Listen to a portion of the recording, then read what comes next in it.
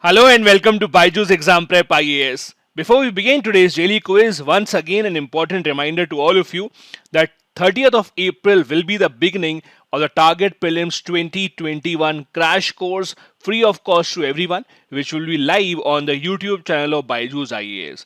Every single day starting from 30th of April, we will have a class from 7:30 to 9:30 p.m.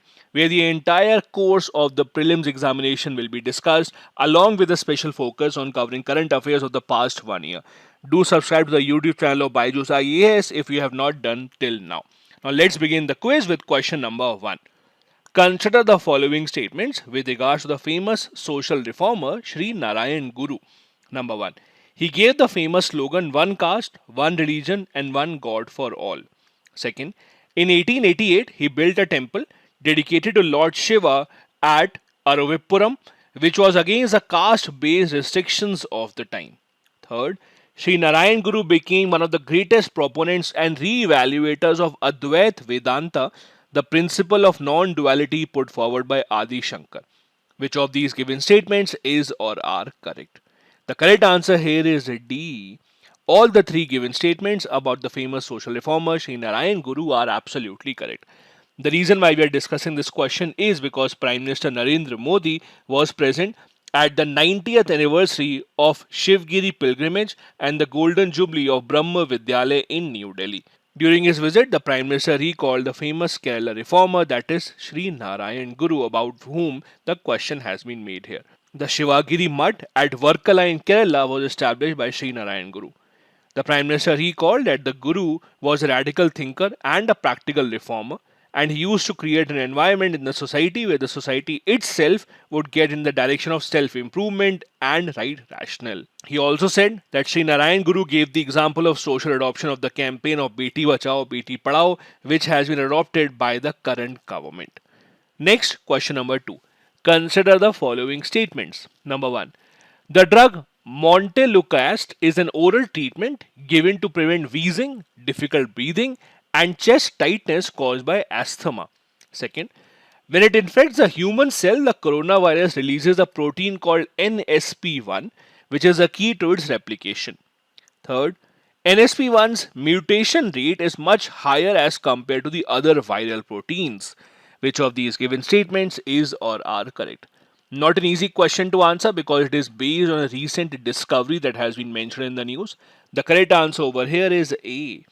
1 and 2 are correct. The third statement is wrong because NSP's mutation rate is in fact much lower as compared to the other viral proteins that are seen in the human body. All this information has been taken from this Indian Express article, which says that there has been a new discovery. There is a study by the Indian Institute of Science researchers that has found that asthma drugs can also block protein which is crucial for replication of the coronavirus. So the study has been conducted on the asthma drug called Montelukast, which is an oral treatment drug usually given for treating of asthma. This drug has been seen to block the protein which plays a crucial role in ensuring replication of coronavirus at a large scale. The article tells us that it targets the NSP1 and reduces the damage inflicted by the virus in the human body. It also says that blocking NSP1 allows the host cells to synthesize immune effector proteins that fight against a viral infection. The article also tells you that NSP1's mutation rate is very low compared to the other viral proteins which are seen around. Next, question number 3. Consider the following statements with respect to wheat. Number 1. Wheat is a rabi crop which requires cool growing season and bright sunshine at the end of the ripening. Second, wheat requires well drained, fertile, loamy, and clay loamy soil. Third, India is the second largest producer of wheat in the world after Russia. Which of these given statements is or are correct? Now, wheat is one of those crops that have been a lot in the news ever since the Russia-Ukraine crisis have started because of increasing demand in the international community and increasing prices. The correct answer here is A. 1 and 2 are correct. The third statement is wrong because India is the second largest producer of wheat, but after China and not after Russia. That is why the third statement is wrong. As you know, as per many experts, the crisis in wheat throughout the world presents a great opportunity for India to capture the export market, which we have done by exporting a lot of wheat to Egypt as well. The reason why we are discussing this question is because of this news in the Hindu newspaper, according to which the state of Punjab has seen an increase in private wheat purchase. However, the farmers were quick to point out that despite the high increase in the private purchase, they were not really receiving many financial benefits out of this. The article tells us that Punjab is expecting a bumper wheat harvest crop this season, with production likely to touch 182 lakh tons. It was widely expected that due to the Russia Ukraine war and increasing prices of food grains throughout the world, the farmers would be at benefit. But sadly, the farmers say that they have not been given a lot of benefit, even though a lot of private merchants are now purchasing wheat directly from them. Next, question number 4. Consider the following statements with regards to the UN Security Council. Number 1. The veto power originates in Article 24 of the UN Charter. Second, a permanent member that abstains or is absent from the vote will not block a resolution from being passed in the UNSC. Third, the first veto ever recorded was in 1946 when the Soviet Union blocked a draft resolution regarding the withdrawal of foreign troops from Lebanon and Syria. Which of these given statements about the UN Security Council is or are correct? The correct answer here is C. 2 and 3 are absolutely correct. The first statement is wrong because the veto power originates from Article 27 of the UN Charter and not Article 24. Second statement is also correct. If a permanent member of the Security Council says that I do not want to vote or abstains from voting, it will not stop the resolution from being passed. It is their veto that can stop the resolution from being passed. The third statement also is a correct fact about the first ever veto recorded in the UN Security Council. The reason why we're discussing this question is that the General Assembly has adopted a resolution under which now whenever the 5 permanent members of the Security Council use their veto power, they would have to justify why are they using it. They can't use it without any reason because the entire world and its decisions depend upon it. So this is an effort to hold the permanent members of the Security Council much more accountable. This is mainly done keeping Russia in mind because they have been blocking all the resolutions when it comes to Russia-Ukraine war which want to take action against Russia. The measure is intended to make the veto holders much more responsible and pay a higher political price because they can't just hold the entire world at ransom whenever they want to. This resolution was sponsored by Liechtenstein and was supported by US, Britain and France. Next, we have a previous year question from 2020.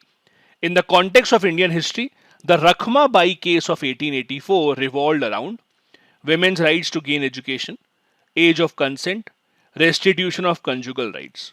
Which of these is the correct statement? The answer over here is B. 2 and 3 are correct. The Rakhmabai case, one of the most famous cases in the 19th century, was mainly regarding the age of consent and the restitution of conjugal rights. Means what happens to the rights of women after marriage. The first statement is wrong. Although Rakhmabai very famously gained education at a very young age, but the case of 1884 was not really related to the women's right to gain education. As you would know, Rukmabai or Rakhmabai was the first practicing female doctor in colonial India. However, she was also famous for her role that she played in the Age of Consent Act of 1891, which was passed after her famous case at the time of the British India. She was married at the age of 11 and her husband was at that time 19 years old. However, after marriage, she refused to go and live with her husband, and because of which she was punished by the court. She was given an option either to go and live with her husband or spend 6 months in jail. Rukmabai famously, after multiple hearings in the case, lost the case. However, she was not deterred and she wrote a letter to Queen Victoria at that time. The Queen then overruled the court's judgment and dissolved her marriage, thus giving her a very famous victory. Next, we have a fact of the day, and today we will be discussing about what exactly is the USCIRF, that is the United Nations Commission on International Religious Freedom, and what exactly is the designation given to India. Now, in the 2022 annual report published by the US Commission, they have recommended that India should be called a country of particular concern, meaning that a government that performs most poorly on religious freedom criteria. The report has also said that there should be targeted sanctions imposed on individuals and on organizations which are responsible for violation of religious freedom in India specifically. Now, the interesting part is that this particular agency is not a government agency. It is an independent bipartisan body that came up in 1998, and they make policy recommendations to the US President and the Secretary of State along with the Congress. However, their recommendations obviously are not binding on the government.